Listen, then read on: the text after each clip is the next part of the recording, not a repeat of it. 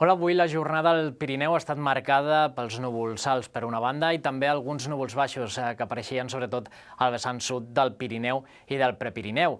Núvols que es repetiran de cara a la jornada de demà, quan seran més abundants i compactes. A banda, aquests núvols portaran associades algunes precipitacions que afectaran sobretot al vessant sud del Pirineu, però que al llarg de la tarda podrien fer acte de presència a qualsevol lloc del Pirineu. Tot i això, seran precipitacions de caràcter feble. Així doncs, la jornada de demà estarà marcada pels núvols, seran més abundants al vessant sud, amb precipitacions intermitents i febles. La cota de neu baixarà dels 1.800 fins als 1.600-1.500 metres aproximadament. Així doncs, la temperatura mínima quedarà una miqueta més baixa, mentre que la màxima quedarà semblant.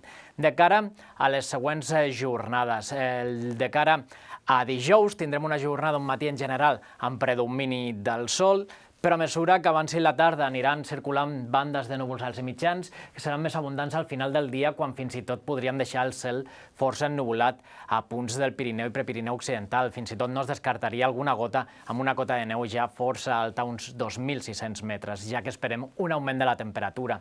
Temperatura que continuarà pujant de cara a divendres. Tot i això, tindrem més núvols i fins i tot precipitacions que podrien afectar sobretot a la zona del Pirineu en forma de ruixats, sobretot durant la tarda. I de moment això és tot des del Servei Meteorològic de Catalunya.